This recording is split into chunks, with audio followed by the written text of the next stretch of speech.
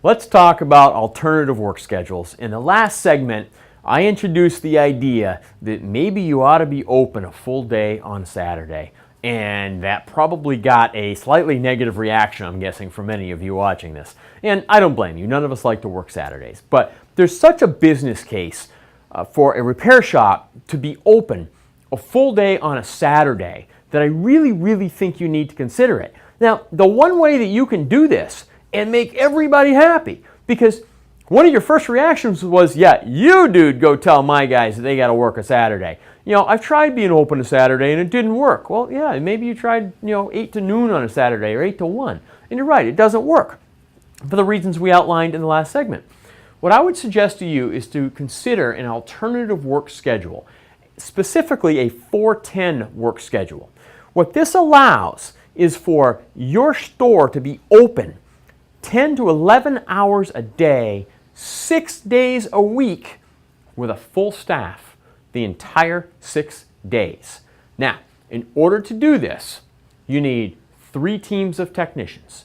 They can be teams of 2, teams of 3, doesn't matter. But you need 3 teams of technicians. So you likely will have to add technicians. Now, if you're a 4-bay shop, then you're going to have some toolboxes on wheels. But that's okay. They come with wheels. Those guys can move them around. They'll figure it out. What happens with a 4-10 schedule is every technician works 4 days a week for 10 hours. I'm guessing right now, and I'd almost be willing to bet right now, that your technicians work at least 10-hour days right now, if not more. Most every technician I've ever met, in my experience, most shop I ever worked in, worked at least 10 hours a day. So, if they're going to be there 10 hours a day anyway, let's make it more appealing to them. They're going to work 4 days instead of 5 and never 6. They're going to work 4 days every single week. They're going to be 10-hour shifts though. They're going to therefore get 3 days a week off. Sometimes they'll get 2 days consecutively with a 3rd day removed. Other times they'll get 3 days consecutively before they work again. Now, every 3 weeks, because of the way the schedule works out with 3 teams, every 3 weeks they get 5 days off consecutively. So each team works 4 days, 10-hour shifts. They always get 3 days off, at least 2 days consecutively, and every 3 weeks they get a full 5 days off.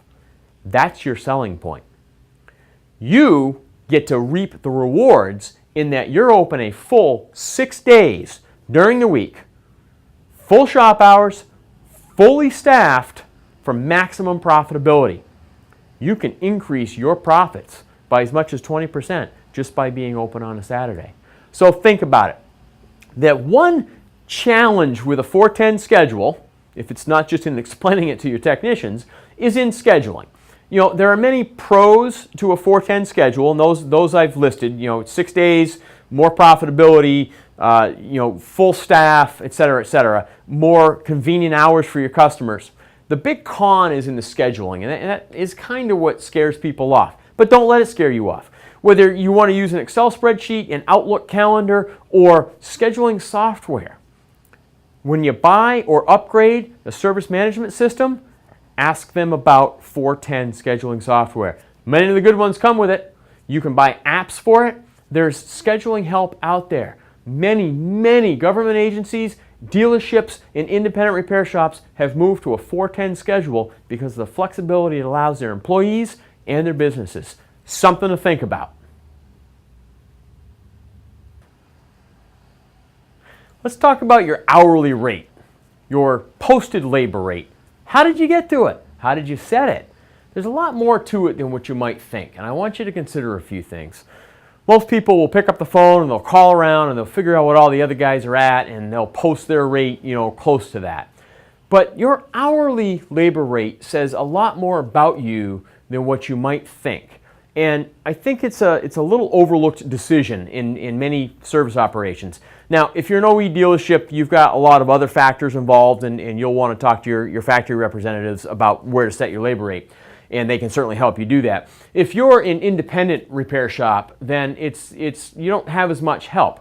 What I'd like you to think about is it's fine to call around the area and figure out what 20 other shops in your area are offering for labor rates. But you've got to keep in mind what your labor rate says about you. Your labor rate, first of all, has got to be fair to you. You've got to be able to make money. It's okay to make money in business. You're in business to make money, and just because you may have a high posted labor rate doesn't mean you're ripping anybody off. Now, I understand many customers don't understand that, but as a business person, you should be able to come to terms with that. Your labor rate should position yourself within your market, wherever you want to be. Now, what I would suggest that you do when you're considering a change in your labor rate, or if you're opening your shop for the first time and you've got to set a labor rate, I would think about what demographic do I want to serve? What types of cars do I want to work on? And how am I going to position myself within that market? Do I want to be the cost leader, meaning the cheapest? Do I want to be the cheapest one around so that everybody flocks to me and I get any work that comes through the door? And maybe you do. There's shops out there that are like that. Maybe you want to be perceived as the high-end shop in town, and you want your posted labor rate to be higher than everybody else so that you only get people that perceive value for money when they see a really high price tag. And maybe you live in a market where you can get away with that. Maybe you've got a lot of high-end vehicles and a high-end demographic in your market, and you can get away with setting your labor rate, all the way up top. Or maybe you're in a market where you want to differentiate yourself from the next person with a fancy showroom or a nice painted shop and air conditioning and drop ceiling and all that. Well, if I walk into a shop that looks like that and I see that your labor rate is below average, I might wonder, okay. If I see your average, I might go, wow, so this person is charging, $80 an hour, and look at this facility. Well, Joe Smith down the street, he's charging $80 an hour, but my goodness, man, he's working out of a hole in the ground. So think about what your labor rate, along with your shop image, says about your repair service. Because customers will walk in. A Porsche customer is going to expect to pay more than, say, a Hyundai or a Kia customer. Think about what your demographic is like. Who do you hope to serve? Of that demographic, where do you want to be? Do you want to be working on newer vehicles or older vehicles, etc.? And shop the shops in your area, mystery shop the shops in your area that serve that same demographic. So in other words, don't just pick up the phone and call 20 repair shops in the area and see what they're all offering for a labor rate and then go set your labor rate. Identify the shops that serve your demographic. And you might go outside of your market area and identify those shops and then go visit them and maybe talk to those shop owners. And if you're far enough away, they'll talk to you because you're not a direct competitor. I know a lot of markets that they'll talk to you anyway. They don't care. They got plenty of work. They'll be more than happy to help you get going. But pick shops that serve the demographic you want to serve, that send the message you want to send, and consider that in setting your labor rate. Your labor rate says way more about you than just how much you charge for labor.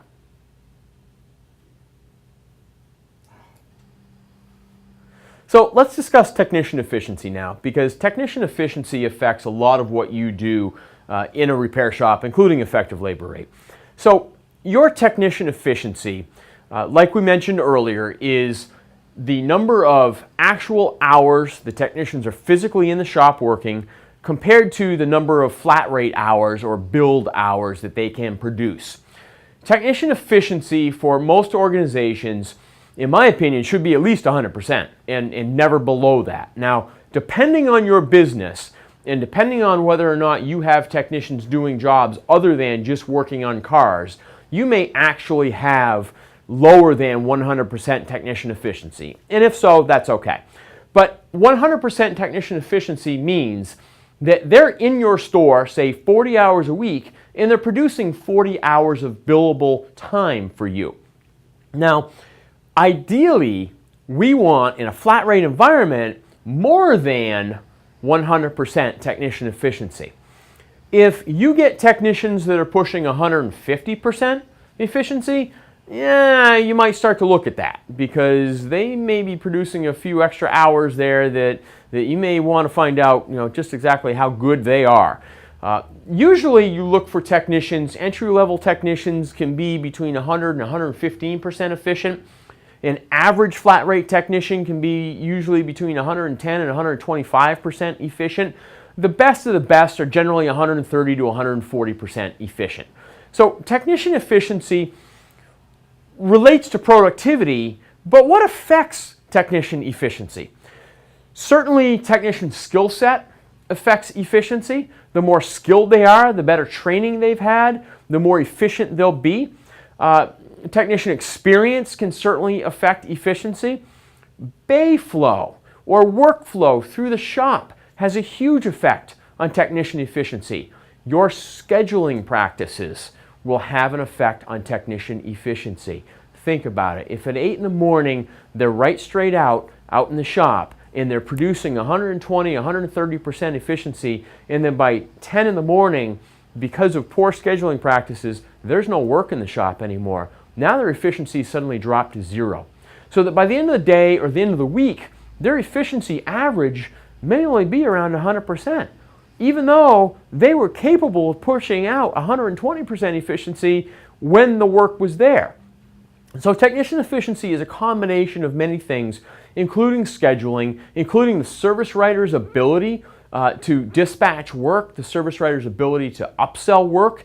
It all works together. I'm very fond in saying in our seminars that nothing in our business functions in isolation. It all works together. If you change one thing on the counter here, you're going to change technician efficiency out in the shop. Having the proper tooling, having the proper lighting, having lifts that function properly, all affect technician efficiency. I would strongly suggest that even if you're in a straight time shop, and we'll talk about pay plans in just a bit, but even if you're paying your technicians just to show up every day, you're not on a flat rate system, you're paying them straight time, you're paying them $10 an hour, let's say, just to be there, that you still track their efficiency. Ask them to punch a time clock on and off jobs and record the flat rate time. Have your counter professionals record the flat rate time so that you understand where your technician efficiency is. Even if you want to do nothing with technician efficiency, record it, calculate it, and put it in a place where they can see it. Get a whiteboard, post it by technician, even if you want to do nothing else, especially if you're a straight time shop. Because the challenges with straight time, as you know, are productivity.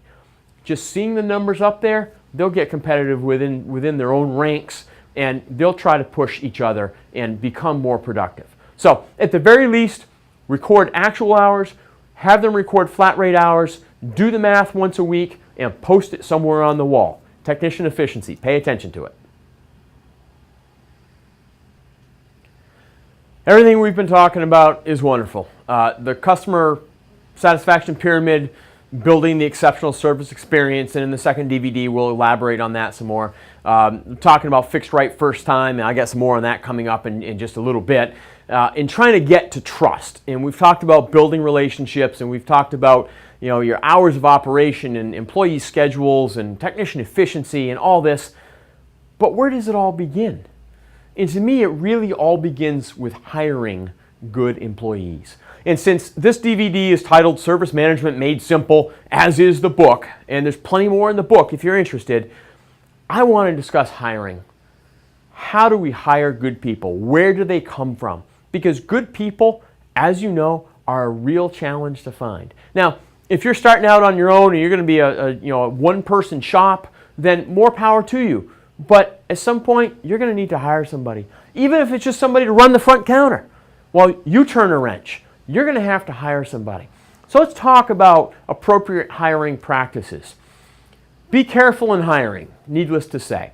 Firstly, don't be afraid to conduct more than one interview. Collect resumes. Set up a timeline for yourself. Go ahead and advertise.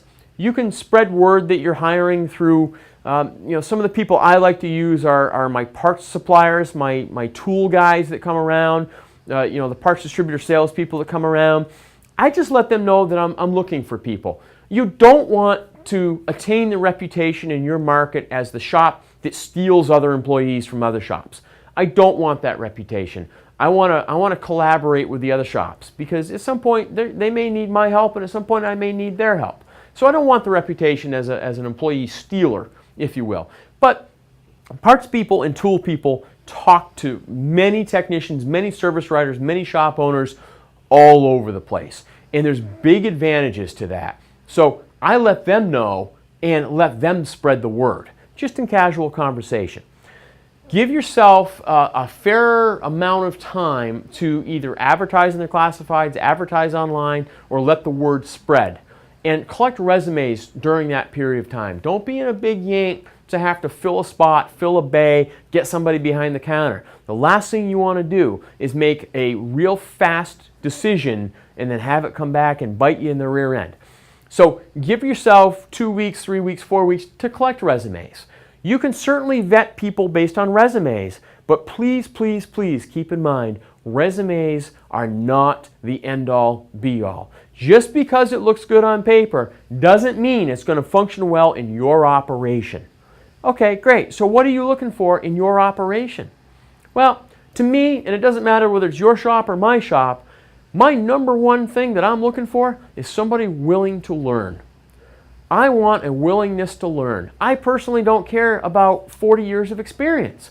As long as they're willing to learn, then I know I've got somebody who's trainable. And in the automotive business, training is everything. You have got to continually learn. Technology changes, people changes, business change.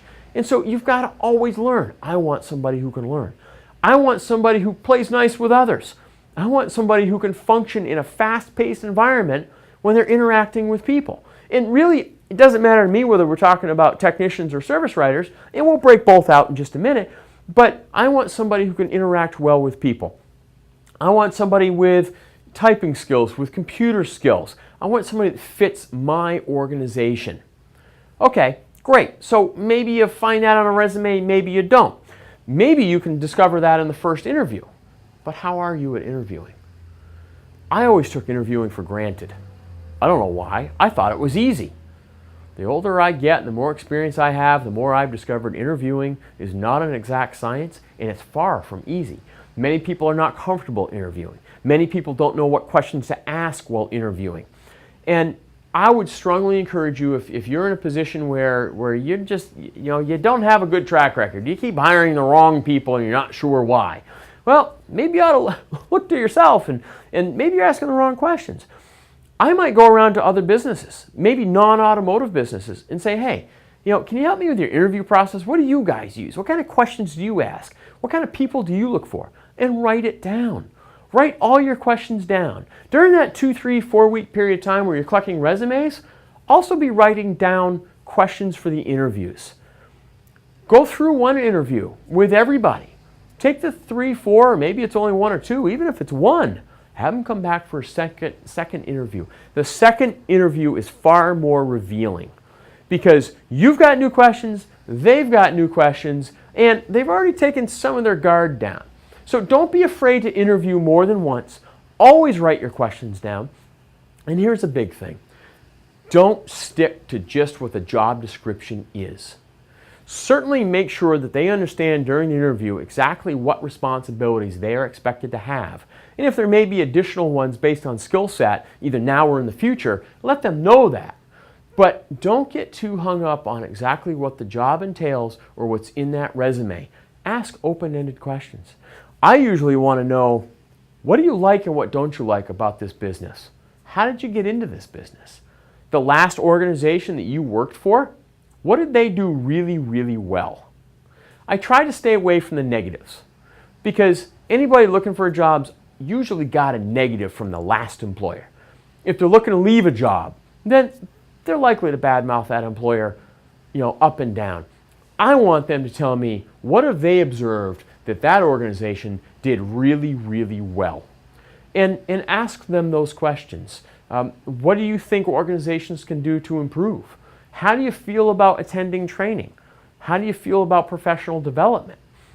Ask those types of questions so that you get a handle on, are they willing to grow? Or are they looking for just a job where they just go to work every day, 9 to 5, and they go through the routine.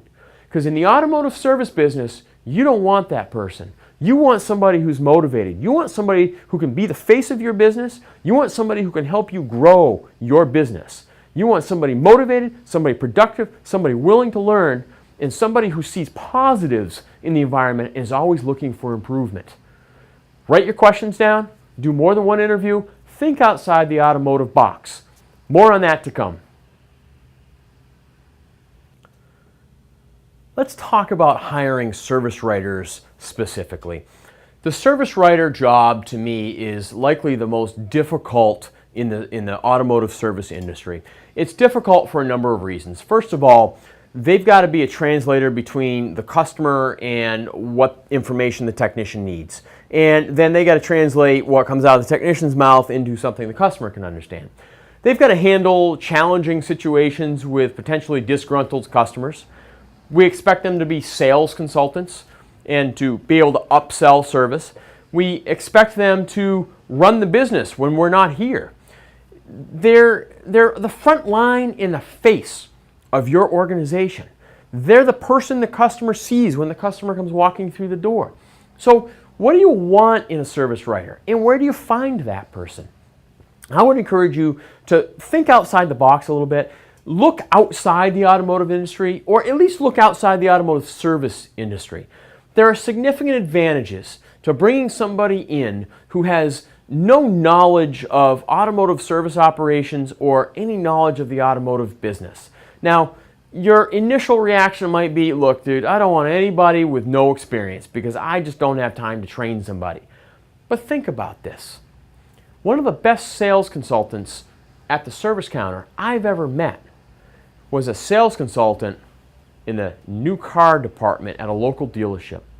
This individual worked straight commission. He was selling 3 or 4 cars a month some months, and then it would go 6-7 weeks without selling anything. So his income was up and down. It just didn't work for his family. The owner of that particular dealership understood that. He knew the shop in town that was hiring. They'd both been local businesses for years. And at dinner one night, it came up in conversation that the local repair shop was looking for a good service writer. And it occurred to this dealer principal that, you know what, I got a sales guy on the floor that I'm going to lose anyway. He's a great guy, he's a heck of a salesman, but this just isn't working for him. So he went to work the next day and he said, hey, why don't you take a few minutes, drive down the street, and go talk to that shop owner and just see if it's something you'd like to explore. So they had the conversation, it worked out.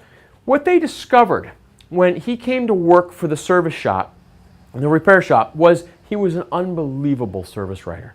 Well, sure, he understood how to build relationships. He understood sales process. He understood follow-up process. He understood how to stay in touch with his customers. He didn't know anything about fixing cars, but he was able to learn that. Here's somebody that was in the automotive industry, but not in the service industry, that came in and filled a niche very, very well. So think about the type of person you want representing your organization behind this counter. You want them to, number one, be able to build relationships. So they should be people persons. And that doesn't matter whether we're talking about relationships with the technicians in the shop or relationships with your customers when they come through the door. They've got to have relationships with both. You want somebody that's going to represent your business appropriately. And most specifically, represent your market very appropriately.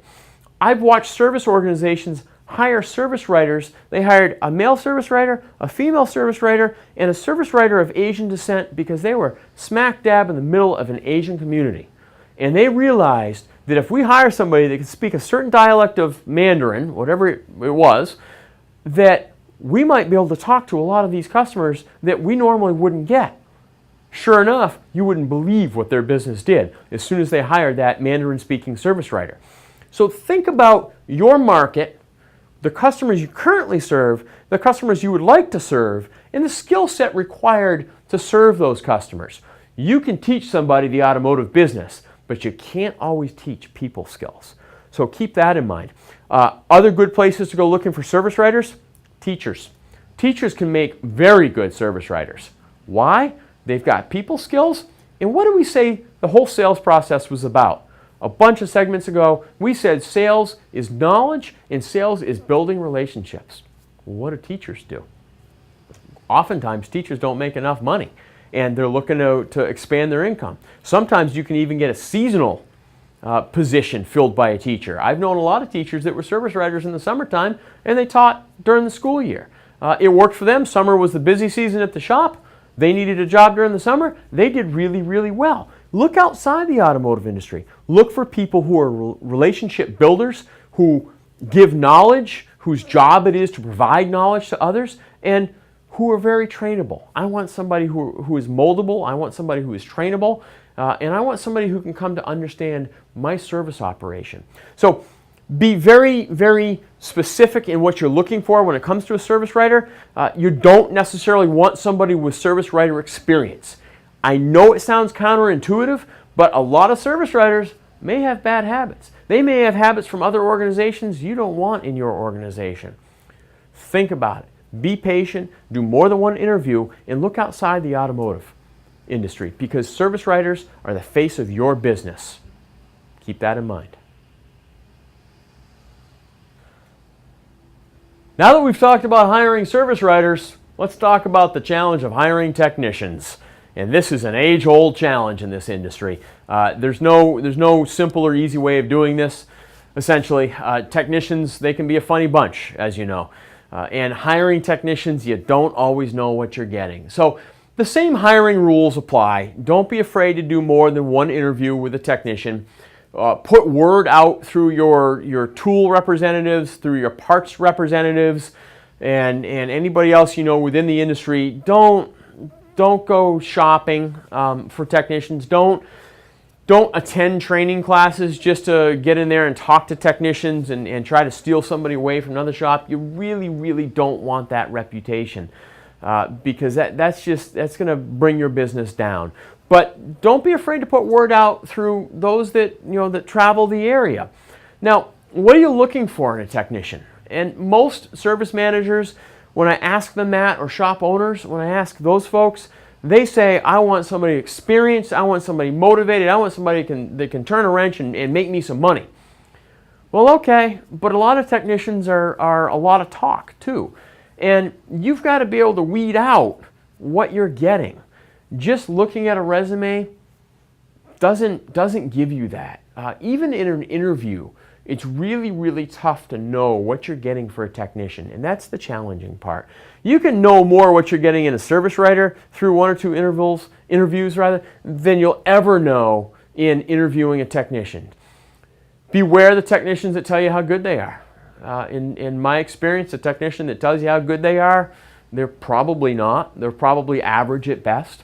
You're going to want to ask about experience, about education, about attitudes more than anything. Because what I've observed in 25 years of being in this business is that technician attitude is everything. The technicians that have a very positive attitude, that are willing to help, willing to learn, motivated, want to see the shop do well, those are the technicians that do more good for you, even if they're not as productive, as somebody who's turning 150% efficiency, but he's poisonous out in the shop. He's got a bad attitude, he's got a bad temper, he doesn't want to help anybody, etc., etc. So, what do I look for in a technician then? Because that's kind of a tall order, right? First of all, I want somebody who's willing to learn. I'll ask them in the interview, how do you feel about training? What's the best technical training you've ever had? And get them talking. And you get them talking about training, and you'll start to figure out whether they're willing to learn or not. I want somebody who is technically savvy. I want somebody who's not afraid of a computer. Whether I use an electronic repair order system or not, I might ask them, how do you feel about electronic repair orders? Just to see what they tell me. I may have no intention to use an electronic repair order system ever. I'm going to stick to my paper. I'll stick to my notepad. But I want to know how they feel about it, because that will tell me how they feel about using electronics in general. I want somebody who does a lot of reading, believe it or not, because technician's skill set is not dependent on what they did 20 years ago. It's not dependent on what they did 10 years ago or even 5 years ago. Technician's skill set is completely dependent on the basics and their ability to keep up with technology. As a technician, you rarely ever are in an environment where you get enough training to stay up with technology. In a dealership environment, you come close. In an independent environment, you rarely even come close. Technicians have to read. They have to keep up on their own more than anything. So I'm looking for somebody that does that.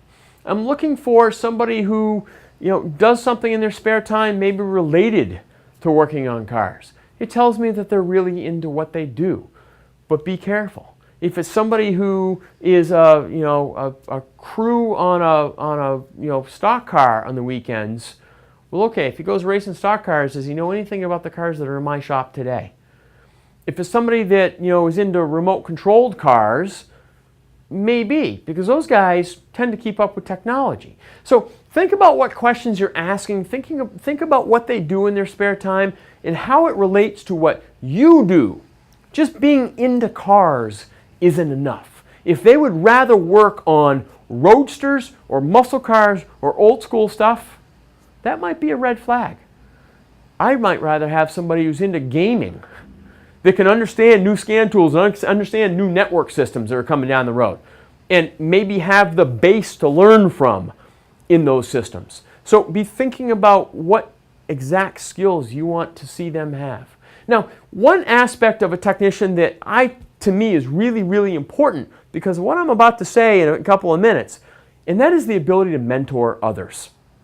If I get somebody in my shop who's a straight, hardcore, flat rate technician and looks at everybody else in the shop as his or her competition, and all they want to do is produce the maximum number of hours, and maybe they're 140% efficient, 150% efficient, whatever, but they're not willing to work with anybody, I don't want them. They might make me money, they might drive some productivity, but my first question is, how are they driving productivity? And it makes me nervous because I'm going to have to watch them and figure out how they're driving productivity. Because somebody's pushing 150%, I want to know how they're doing it. And secondly, if they're that busy that they can't help mentor and bring other technicians up in the shop, I might think twice about that. So really be thinking about where in that mix you want that technician to be. Remember, in your shop, you don't want every one of your bays filled with a master technician. It might be tempting and it might sound good, but you don't want that because you don't want a $24 an hour guy doing oil changes. There's no profit in that. You'll lose money doing that. So think about when you have somebody leave, think about what mix you have in the shop, who can move up, and where you want to fill what spot.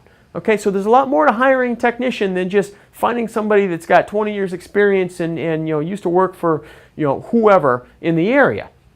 Now, with all of that said, and with the challenges acknowledged in hiring technicians, I encourage you to grow your own technician.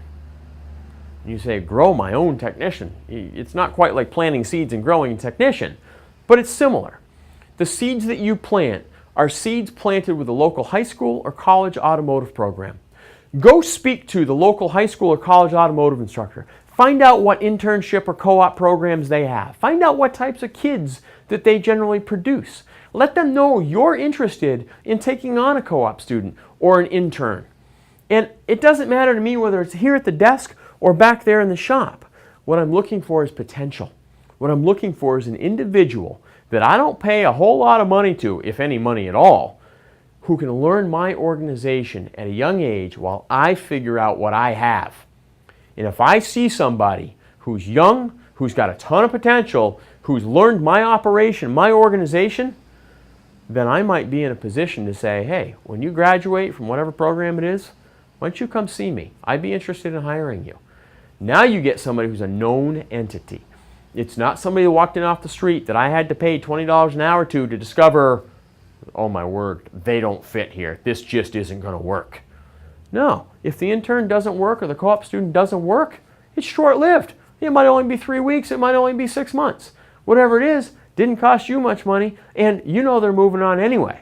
Now that's the drawback to growing your own, is you're going to have a revolving door of intern technicians or co-op technicians. Be patient. That's okay, because you're going to find a good one. Now, take it back to the technician that I hire. That's the other reason I'm looking for a mentor. I'm looking for somebody that can work with these young kids. Because if I want to grow my own technicians so that I don't have to collect resumes and interview for the next 30 years to run my business, I need somebody in my shop who I can trust to help mentor these kids. We'll talk about technician pay plans that can help with that in a few minutes. But think about what you want in a technician specifically. Think about where you can go to get them and ask all the questions it takes to figure out, do I have somebody with the potential or not? But never forget that mentoring piece. And growing your own technicians is by far the best way of doing it. It takes time, it takes patience, but you will be rewarded for it.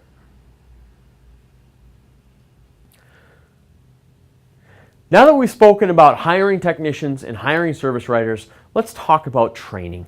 On the surface, training sounds like something that should have been done before they came to your organization, or something that, maybe we'll give them once in a while.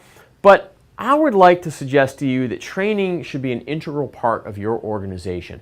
It does a number of things for you. Some of the obvious things, if you want to talk about technicians, we know the challenges with keeping up with technology and scan tools and scan tool diagnostics and network systems and all this. And so that's an easier conversation to have and to understand. But what about training with service writers? Training with service writers shouldn't end at, here's how our system works, here's how we do things here. What about training to handle disgruntled customers? Training to be better sales associates? Training in relationship management or customer satisfaction or customer retention? Maybe even technical training for your service writers to bring them a little more up to speed with what the technicians are talking about. Training should be something integral to your organization if you're going to have a successful, profitable business. Training brings efficiency to the entire organization. Knowledge is power. I've said it again and again and again, and it's true with your employees also. If the technician has more knowledge, say the technician goes to a training class and he or she learns something that saves them 10 minutes during a diagnosis, and that's 10 minutes a day. So over a period of 5 days, or maybe you're open 6, in 6 days, that just saved them an hour. That's 1 hour that you now have available to bill. That's $80 to you. What did it cost you to send them to an 8-hour training class? $200 max, maybe? So within 2 weeks, you're getting darn close to that return on investment. Within 3 weeks, you've more than paid for their $200 worth of training, just in 3 weeks. The other 49 weeks of the year, that's gravy. That's pure profit to you. So there's something in it for you, as well as something in it for them. If they can diagnose faster or perform their job faster or avoid making a costly mistake because they learned something in training, they're going to make more money. They're going to be more productive. They'll be more efficient. And depending on your service writer pay plan, that all may affect your counter out here. So training is very, very, very vital. Training also helps to reduce employee turnover. Your employees recognize when you're making an investment in them. They recognize it. And if not, have the conversation with them because you are making an investment in them. And when they recognize that, they're more likely to stay put. I talk to a lot of technicians and many service writers that tell me they left their organization because nobody was providing them with training, because the investment wasn't being made. And the comments I get are, they won't send me to training, or I found a class I wanted to go to and they wouldn't pay for it, or the class was during the day and they wouldn't give me the time off for it. Make the investment in your people. They recognize it, they see it, and it will be returned and rewarded by their staying put. Okay? So think about training a little bit differently. Where can you go to get training? There are a lot of companies out there that provide training. My company, AAT, provides it. CarQuest Technical Training Institute provides it. There are a lot of companies out there in the market that provide both service management, business management, and technical training. Seek them out. Ask your parts suppliers. Ask your tool providers. They can make you aware of whatever training is in the area. Make sure you pay for it. Give your associates, your employees, time off to go to the training. It will definitely pay dividends for you. When you're hiring people, that's a huge carrot you can offer.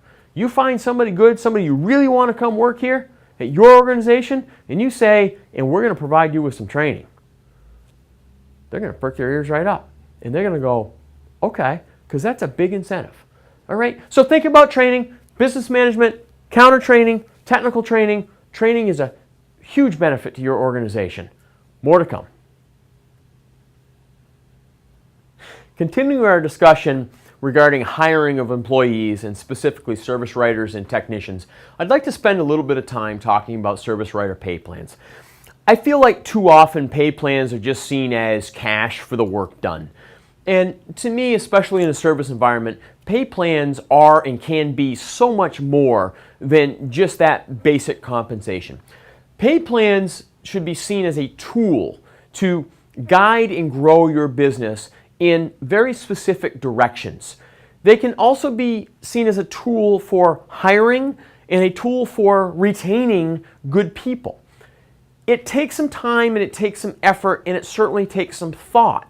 But with the right amount of effort and the right amount of thought put into a very specific pay plan, then you'd be amazed at what directions you can develop your business in.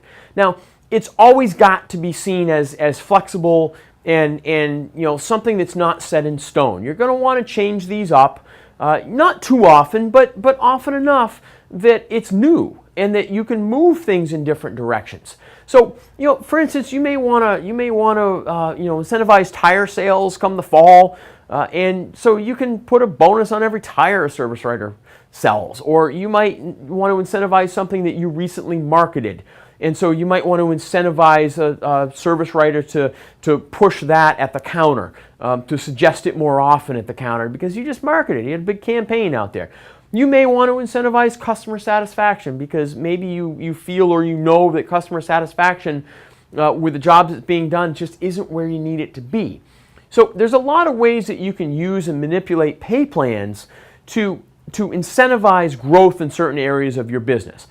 A good solid pay plan will help attract really good solid help. A good solid pay plan that gives the service writers control over how much money they make can help retain employees. When you're hiring a service writer, ask them what pay plans that they've worked under in the past. Ask them how they felt about it.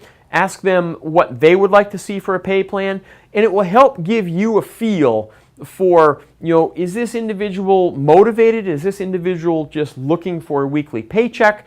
What potential is there with this individual? So let me give you some for instances. Some ideas for pay plans that you might be able to structure to incentivize certain things might be base salary plus a % of labor sales plus a customer satisfaction bonus. This incentivizes upselling, repairs, and maintenance, as well as incentivizing customer satisfaction growth. Or you might have base salary plus % of labor sales plus $1 for every tire you sold this week. That incentivizes upselling, repairs, and maintenance, as well as tire sales. It could be wiper blades, it could be, whatever. % labor sales plus customer satisfaction plus a $10 bonus for every cooling system service sold. Something like that would incentivize both upselling, repairs, and maintenance, customer satisfaction, and a seasonal service that you recently marketed. All of these are tools to help grow your business in specific directions. No matter what you want to incentivize, you must always remember a few things. Firstly, whatever metric you want to pay for must be objective and it must be measurable, or you're going to have some interesting conversations. Secondly, the service writer must be able to control the conditions that will result in accomplishing your goal. If they don't have the control, they'll end up frustrated and walking out the door. Thirdly, don't ever incentivize something that will have a negative effect on another part of your business. And this is the thought part. You need to think about how that incentive might affect the rest of your business. The service writer's always got to be able to make a base amount of pay commensurate with the cost of living in your area. If they can't, then you've got a significant challenge. You want them reaching to make more money, not reaching to make base pay. And lastly but not least, you gotta give it time to work. Okay? If you keep those rules or those bullet points in mind when you're structuring a pay plan, you'll be amazed at what you can do with a pay plan. Now, I'd like to say something about make sure that whatever incentive or whatever metric you incentivize doesn't hurt other aspects of your business. I have seen pay plans that drove productivity to the point where The service writer was just trying to push up customer labor sales so far and technician productivity so far that the quality of work began to suffer. And all of a sudden, customer satisfaction started to pitch downward. You don't want any of your incentives up here at the counter to affect the work that's coming out of your bays at the back end of the store.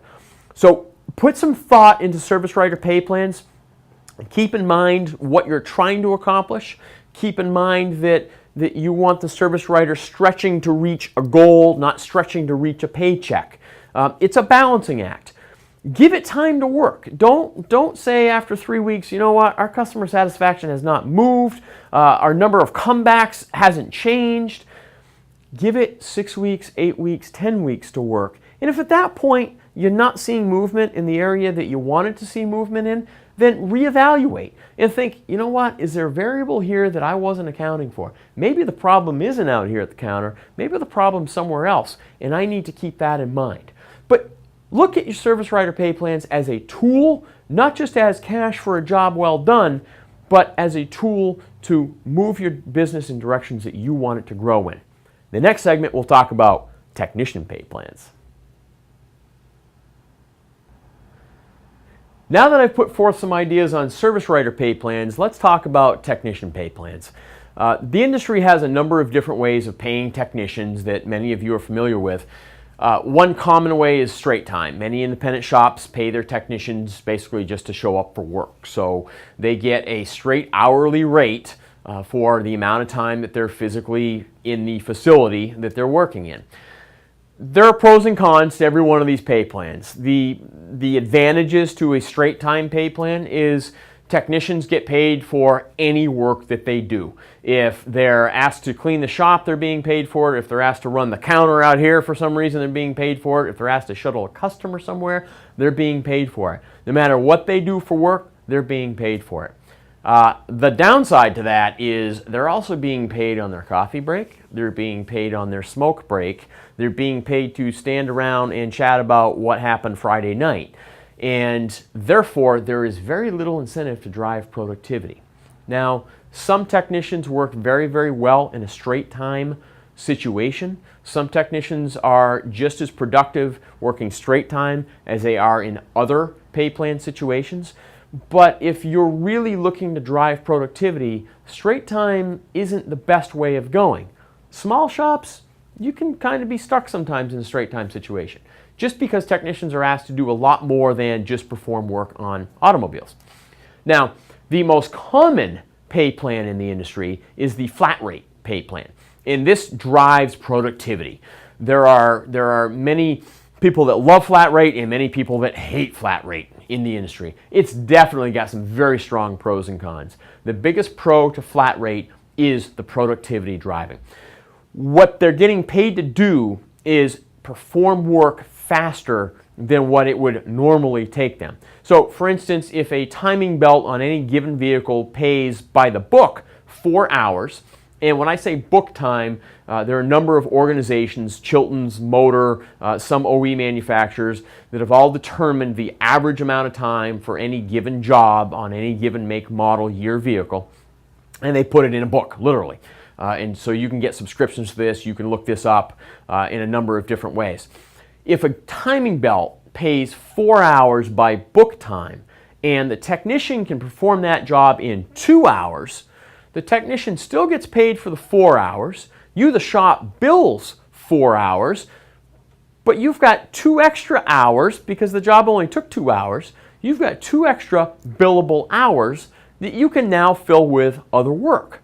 So in this way, many technicians can work a 40-hour work week and make 65, 70, 80, 110 hours in that 40-hour work week. It's a significant productivity driver.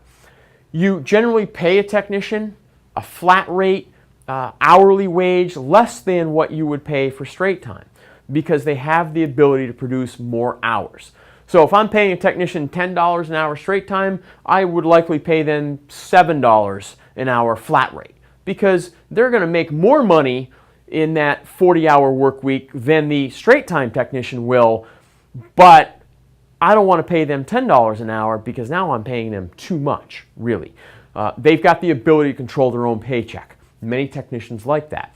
It definitely drives productivity. It's definitely incentive to work more and longer, take fewer smoke breaks, fewer coffee breaks, work right through lunch. In that environment, technicians don't take lunch. They certainly don't get paid for smoke breaks and coffee breaks and all that. They're getting paid if they're working on a car. Now, what's the downside of this? The downside is some individuals that are pushed that hard to produce time, produce hours, may start making shortcuts. They'll take shortcuts. They'll start making errors. They may not be able to perform at that speed a quality job. Some technicians, I've known technicians that were 135% efficient in a flat rate environment with perfect quality. Those are the people we all aspire to hire. A lot of technicians, however, they start pushing more than 115, 120% productivity, the quality of the work begins to drop off. So those are the pros and cons of flat rate. Now, flat rate, whether you like it or not, is never going to go away because it drives such productivity. It is such a moneymaker for repair shops. Straight time will never go away either because a lot of technicians, they don't like the pressure flat rate puts them under, and they just want to show up at work, do their job, and go home. But you'll never make as much money as as a shop, I should say, if you're just paying your employees straight time. So there's pros and cons to both. And another significant con to flat rate, unfortunately, is that technicians don't get paid for diagnostic time. And that's kind of too bad. That's a big contentious point in the industry. They don't always get paid for diagnostic time. They don't get paid to speak with customers. They don't get paid for doing anything but fixing vehicles.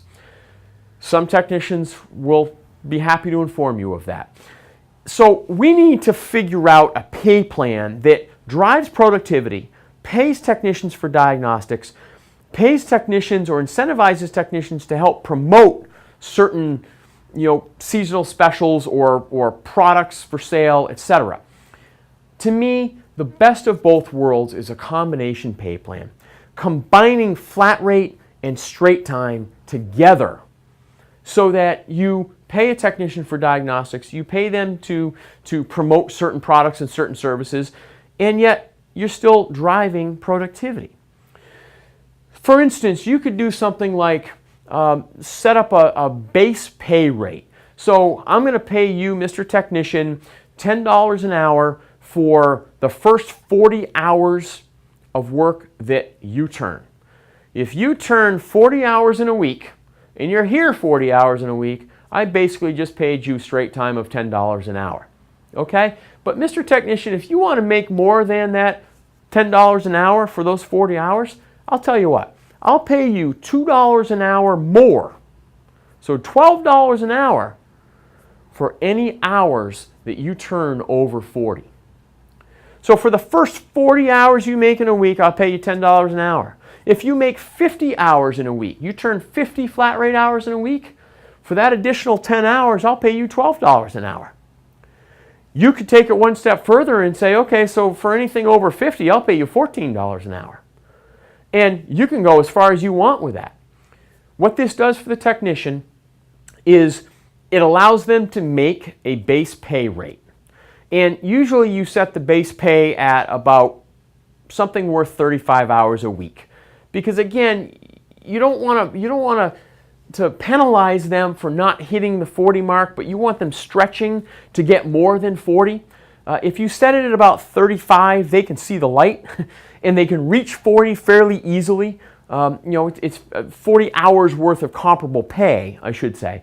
So, you'll pay them $10 an hour for the first 35 hours of the week, and they can see that, okay, if I want to get paid for 40, well, I gotta turn a few more hours, and they can do that. And in this manner, you put what they earn in their hands, which drives productivity for you.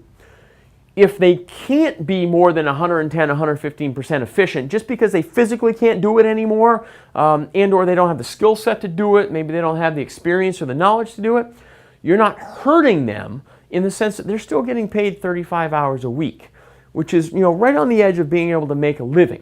So use a combination of straight time pay plans and flat rate pay plans to incentivize technicians to make a little bit more money for themselves and a little more productivity for you, which will make you more profitable.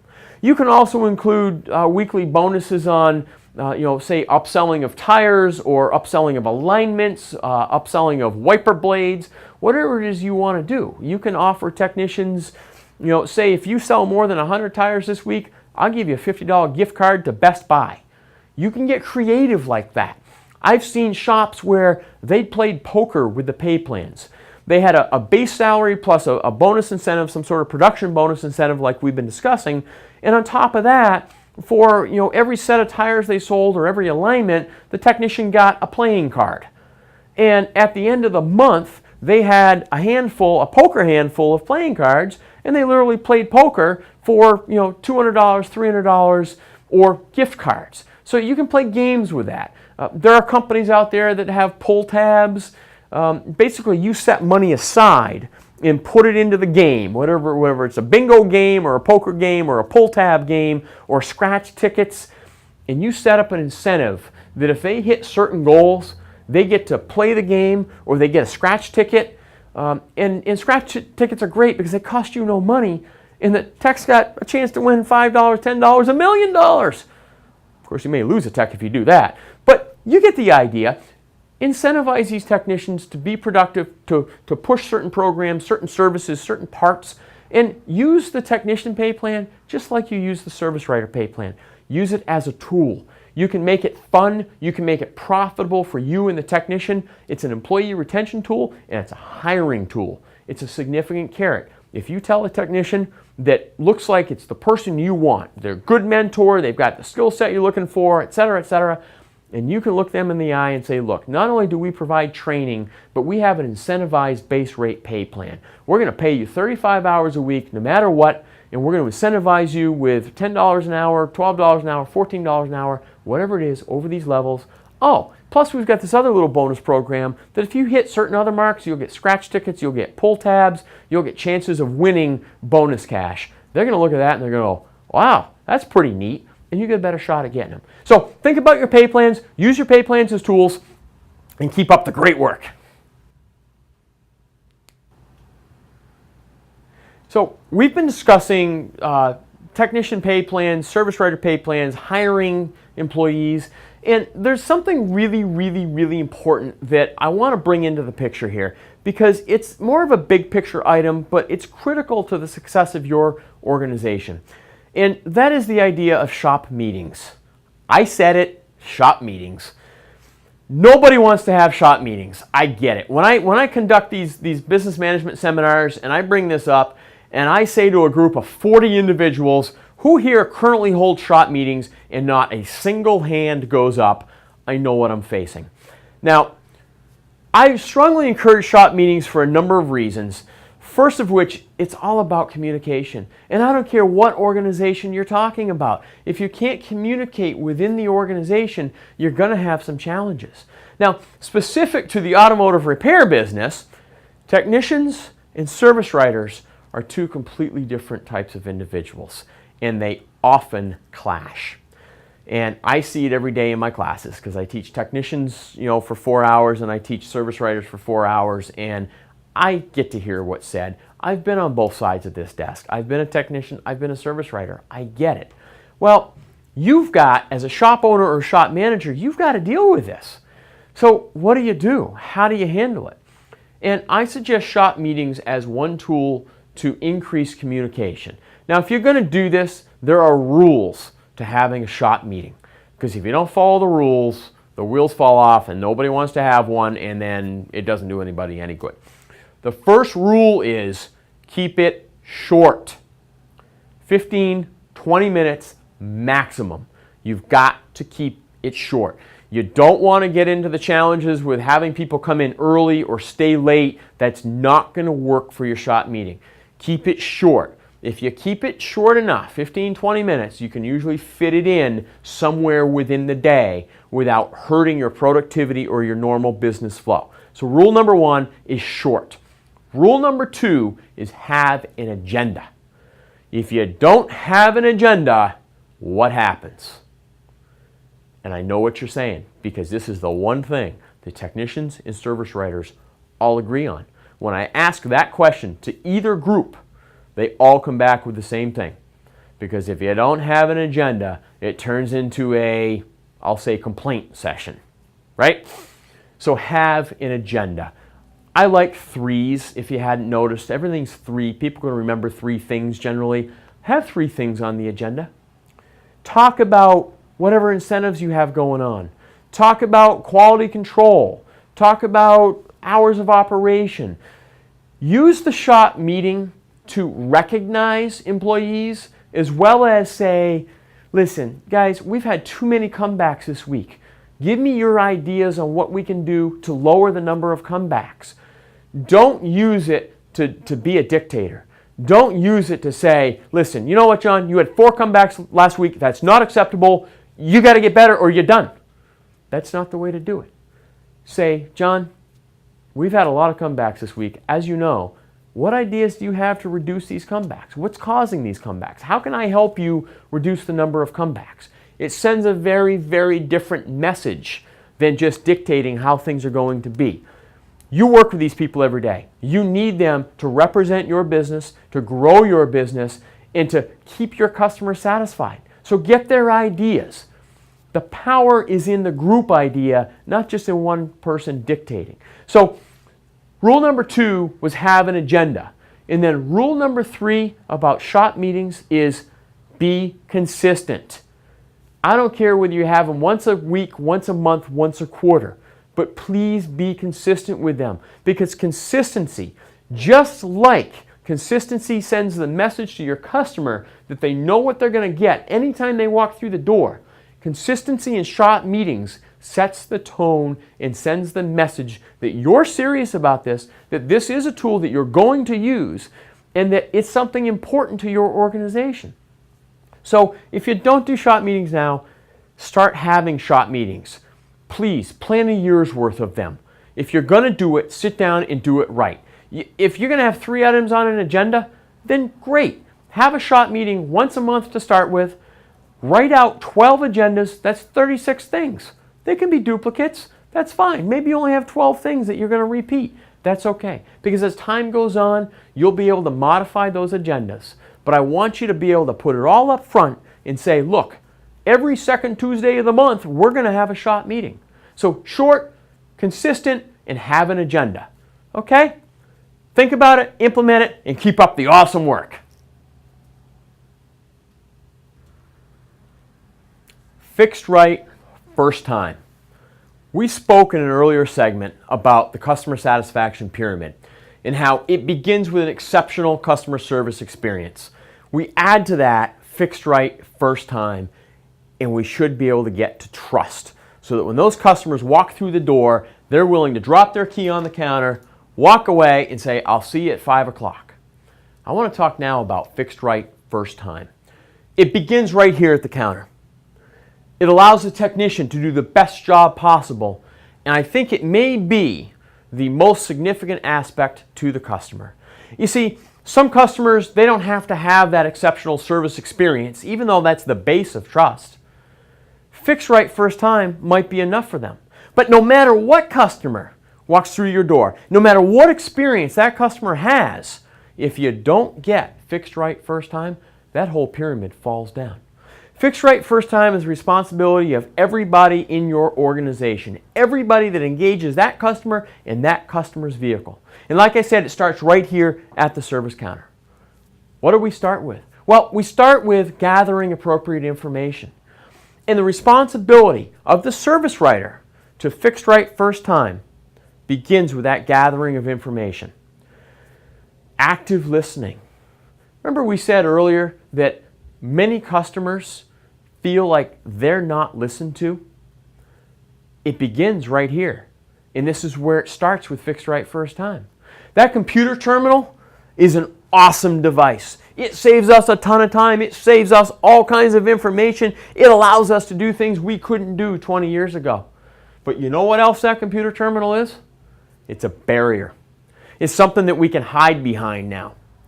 And if you hide behind this, and the customer's standing in front of that terminal, they have no idea what's going on. They're not engaged with you. And that's a challenge. Active listening means getting out from behind the terminal, at least stepping to the side, making eye contact, head nodding. Head nodding sounds silly, and you can certainly overdo head nodding. But let me tell you about a personal experience with head nodding. When I teach these classes, these seminars, invariably there is somebody in that group that every time I look at them, they nod their head. And you see it. And every time you look over there, they're nodding their head. Now I know, and you know, that it's a conditioned response. Somewhere along the line, they learned that if the instructor looks at you, you nod your head. Well, what I discover myself doing, after I test them for a while and make sure they're going to do it, is I keep going back to that person. As I'm talking, I'll go back to that person. Because that head nodding, even though I know it's a conditioned response, it says something to me. It's speaking to me. It's affirming whatever's coming out of my mouth. And I find myself going back to them just because they're sending the impression, I get it. I understand. What you're saying is true. It works with your customers too. Now, yes, you can just sit there and nod your head forever, and it's going to send a completely different message, and it doesn't work as well. But active listening means getting out from behind that terminal, stepping to the side, making eye contact, nodding your head in understanding, and lastly, but certainly not leastly, clarifying. Don't make assumptions. Clarify what you're hearing that customer say. Say to that customer, so Mrs. Smith, what I'm hearing you say is that on rough roads, you're hearing a rattle from the passenger side front door. Is that correct? No, that's not correct. No, it's from the driver's side back door. Oh, okay. So on rough roads, from the driver's side back door, you hear a rattle. Correct? Yes, that's it. I've clarified. Maybe I didn't hear her right. Maybe I misunderstood what she was saying. Maybe she didn't articulate it to me very well. But I didn't just write down what I thought I heard her say. I clarified and I put it on the repair order. One of the worst cases I ever saw was a service writer, when a woman comes in for a stalling concern, writes down no start. He or she heard the customer say no start, and that's what got on the repair order. Well, no start means something completely different to the technician out in the bay than stalling. And it turned into a very ugly situation. So active listening is where fixed right first time comes from. Now, there are other tools that you can use to help improve that communication. And we'll talk about that in the next segment. But fixed right first time, focus on it, think about what you can do to improve it, and we'll see you in the next segment. Discussing communication between the service writer and the customer and its importance as it relates to fixed right first time brings to mind a really, really important tool that you can implement tomorrow in your repair shop, or today for that matter, and that is a customer problem analysis sheet. Every major repair database, whether it's all data, on demand, etc., has these customer problem analysis sheets built into their system. They may have them for check engine lights, they may have them for noise, vibration, harshness analysis, drivability diagnosis, etc. The challenge I have with a lot of those is that they tend to be long. And I prefer one side of one sheet of paper. And I've got one that I've developed myself that is one side of one sheet of paper. And it's to be used in a number of ways to accomplish a number of things. First of all, it's a great communication tool. A customer comes to you with a drivability complaint and you need to nail down exactly when, where, and why this happens. Well, the technician needs answers to certain questions so that they can narrow it down during the time of their diagnosis. An experienced service advisor may know all the questions that need to get asked in order for the technician to do their job. However, on any given day, under any given circumstance, they may forget some important questions. So this customer problem analysis sheet has the questions on it already to ask. It jogs their memory. Maybe they think of something else to ask that's not on the sheet. It reminds them to ask, is it when it's raining out? Is it when it's hot out? Is it on a bumpy road? Is it, whatever it may be? It reminds them to ask those questions. It also engages the customer. Customers like to feel heard. Again, with a computer terminal, if you're behind this terminal and you're typing away, I, as a customer, have no idea what you're typing. I don't know what you're writing on the repair order. Now, maybe you're going to print it out and have me sign it. That's fine. But I don't know that you're transmitting what's coming out of my mouth into words that the technician's going to understand. The customer problem analysis sheet helps me engage as a customer. You can have it filled out with the customer or by the customer. I prefer with the customer. I'll turn it around to the customer and say, can you take 30 seconds and help me fill this out? It's going to help me get a better handle on when exactly your problem occurs. It makes the customer feel engaged. Now they feel like they're a part of the repair. Customers love being part of the repair, if you hadn't noticed. Sometimes too much is part of the repair, right? But that engagement means something to the customer. It's a great communication tool between you and the technician also. Now, there is one question on the sheet that I developed, and if you want a copy of it, feel free to contact me, and I'll be more than happy to email you a hard copy of it. You can find it in the book, Service Management Made Simple also, and I'll make the same offer if you have it there and you want a bigger version of it, then feel free to email me. You can make up your own also. Sometimes I suggest shops ask their technicians, what information would you like to see on a sheet like this? And they'll make up their own, and that's wonderful. The one question that I ask people to ask that I didn't put on my own, and that was my bad, is this. No matter how crazy it might sound, is there anything that you associate with this problem? You see, customers associate all kinds of things with all kinds of problems. They drive their vehicle every day. We don't. And there's usually some association they make for when that problem occurs that you and I might never make. Ask them. For instance, one day after multiple repair attempts, I was trying to resolve an issue for a very disgruntled customer. And I took the customer problem analysis sheet because the condition had never been verified. Nobody had ever been able to duplicate the stalling concern on this particular vehicle. So I'm going through the customer problem analysis sheet with this customer, and I get to the part where I ask the question, is there anything, no matter how crazy it may sound, that you associate with this problem? And the woman looks at me and she says, you're going to think I'm crazy. Well, that tells me a bunch of things. First of all, it tells me that, yeah, there is something. Secondly, she wasn't about to tell anybody about it. And thirdly, nobody asked. So I said, well, what is it? And she says, I'm telling you, it's every time I turn left. She claimed her car stalled every time she turned left. Now, we're talking 5 repair attempts over 3 months and nobody's ever made it happen, and she's telling me it's every time she turned left. So I said, every time? She says, well, no, not every time, but 3 or 4 times a day. I just about fell over. Nobody had asked her the question. Just asking that one question, what she associates the problem with, we were able to drive that car a quarter of a mile down the road from that repair shop, turn left, and have the car stall. Just by asking the question. So I would strongly encourage you to encourage your people to use a customer problem analysis sheet. It engages the customer. It's a great communication tool between you and the technician and between the technician and the customer. And you can use it for customers that are in a hurry. You can hand it to a customer who's in a hurry while you're dealing with another customer and say, ma'am or sir, it would help me out a lot if you just fill this out for me real quick. I'll get a better handle on your problem and get you on your way. So customer problem analysis sheet, feel free to contact me if you want one. Think about using it. Keep up the great work.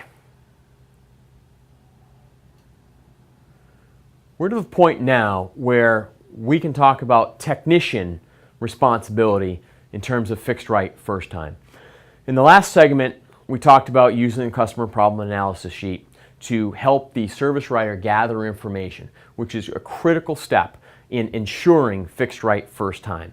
Now, let's discuss the technician's responsibility to fixed right first time. I hold the technician primarily responsible for fixed right first time, although everybody, remember, everybody that touches that vehicle and engages the customer has a responsibility. The technician bears the burden of the biggest part of that responsibility. The first responsibility the technician has to fix right first time is in verifying the complaint. I tell technicians in my technical classes, you do not do anything unless you verify the complaint. If you start putting parts on a car and you haven't verified the complaint, you're just digging yourself a big hole and you're asking for a bad customer satisfaction score. So fixed right first time, as far as the technician goes, after they've gathered information, begins with the test drive and ensuring that they actually know what the problem is, verifying the complaint. Now, I also expect these guys to communicate with the service writer if there's something that they need to know that they haven't been told yet, that hasn't been written down, or something that doesn't make sense. Communication is a huge key. I expect them to maintain the appropriate skill set required to diagnose and repair modern automobiles. I mentioned this in an earlier segment.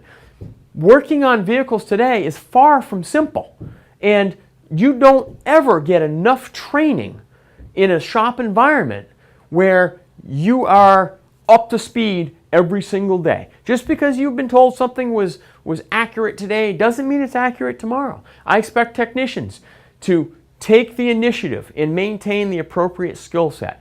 Do their reading, do their studying, belong to technician network groups like IATN so that they can gather the appropriate up-to-date information. I expect them to practice due diligence in their repairs and their diagnosis. That means take pride in their work. That means don't jump to conclusions. That means gather vehicle service history and put it together with what their observations are. It means keep their tools in the appropriate state of repair so they get accurate diagnostic results. It means use technical service bulletins not as the answer to the problem, not as the diagnosis, but as something to consider. It's to be used to inform their decisions, not be their decisions. So repair history, technical service bulletins, test equipment, skill set, verifying the complaint, and not the least of which, confirm the repair. The primary responsibility by the time they're all done with the diagnosis and the upselling and the repairs is to actually confirm the repair. Just like they confirmed the complaint, confirm the repair. I expect them to test drive that vehicle after the problem's been resolved to ensure resolution. And at that point, it gets turned back over to the service writer. So everybody that touches that vehicle has a responsibility to fix right first time, to communicating information between one another, to asking the appropriate questions, to diagnosing properly, maintaining the appropriate skill set, and maintaining a skill set that allows them to properly repair that vehicle. Fixed right first time. Critical piece in that customer satisfaction pyramid. You can't have that pyramid without that middle bar. Keep it in mind, keep up the great work, and never stop learning. So here we are at the last segment of Service Management Made Simple. Along the way, we've talked a lot about many aspects of what makes a quality service operation functional. And many of these aspects may be changes that you're going to want to make, even if it's just one change that you're going to want to make. It will make a huge difference in your organization. I would offer this advice to you. If you found anything at all that you like within either the pages of the book or the DVD, go ahead and implement them. Don't be afraid to experiment. Don't implement them all at once. Implement them slowly. Take one idea at a time. Take one little idea. Or modify something you're already doing based on an idea that came to mind. Now, all of these best practices that we've talked about, they're just that. They were somebody's idea at some point. They put them in play, they implemented them, they modified them, they massaged them, they got them to the point where they are today. Don't be afraid to experiment with your own. Now, I will suggest to you, though, that any change is difficult. When you implement something new in any organization, no matter what size it is, you're going to have some challenges. Somebody in your organization will be a naysayer and they'll say, what are we doing this for? We shouldn't be doing this. It doesn't make sense. The old way works just fine. I don't get it. And you've got a certain level of productivity where you're at, and you want it to go up. So you implement a change where you're at today. And what happens when you implement change? Productivity, efficiency, sometimes morale, drop. And they'll drop. And you'll start to get nervous. And somebody in the organization is going to say, I told you so, let's just go back to the old way. Please don't get frustrated, because eventually that performance is going to bottom out. That drop will bottom out, I promise you that. And then you'll start to see encouraging results. And as it starts to come up on the other side, you'll reach the same productivity, the same efficiency that you were at before, and then that change will start to see you exceed the previous productivity. Many people refer to it as the J-curve of change. And I just want you to be prepared for that drop in productivity, the drop in efficiency, maybe the drop in customer satisfaction, or the drop in profitability. It's okay. Give the implementation time to work. These ideas are all proven. You're not the only one trying it. Many other organizations have done it, and they've done it successfully, or it wouldn't have been brought to this DVD. So implement your change. Bear with the negative aspects of it, because you will see improvement, and you will excel, and you will get to where you want to go. I hope you've enjoyed the DVD. Feel free to contact us at intelligentmechanic.com anytime you want. We're always loving to hear from our clients. Keep up the good work and never stop learning. We've now arrived at the last segment of Service Management Made Simple. Along the way, we've talked about customer satisfaction, driving customer labor sales, building relationships with your customer, hiring employees, tools for your service writer, tools for your technicians, and fixed right first time. I want to offer some brief advice on implementing change. Hopefully, throughout the DVD, you've attached yourself to some idea or thought, you know what, that might work for us, or some version of that might work for us. Or maybe I'm going to modify something we're doing right now based on something I thought of along the way. The advice I want to offer you is in regards to implementing change. Implementing change is never easy. Change is not comfortable for most humans to begin with. And when you implement change in any organization, you get many naysayers. You get many people that will say, the old way worked. I don't see anything wrong with the old way. I don't like the new way. The new way is not going to work. And they don't see the reasons that you may see for wanting to implement the change. So here's my advice to you. Whenever you implement change, your productivity or efficiency is at a certain level. And when you implement the change, it will tend to drop. Whether you're talking profits, productivity, efficiency, customer satisfaction, you'll see drops. And at some point, these naysayers are going to go, I told you so. I told you this wouldn't work. Well, I knew it wouldn't work. They just wouldn't listen to me. We need to go back to the old way. The old way was at least working. The old way, we were at least making money. We were at least more profitable. We had better customer satisfaction. You put the new change in and we're down here now. But listen, if you stick with that change and you stick with your implementation, you stick with your ideas, I promise you, that production, that efficiency, that profitability is going to bottom out. And then on the other side of that, you're going to start to see gains. And at some point, you will reach where you were pre-change implementation, and you'll begin to then exceed and begin to realize your goals and realize the reasons that you implemented that change to begin with. This J, some refer to as the J-curve of change. It's real. It will happen. I encourage you to implement change, to explore, to challenge yourself, to challenge your people, challenge your organization. When you implement it, bear with the fall. Bear with the drop in productivity, the drop in efficiency, etc., etc. Bear with it. It will bottom out and you will rise to new levels. So explore, challenge, stick with what you enjoy, what you like, change what you don't like. Keep up the great work.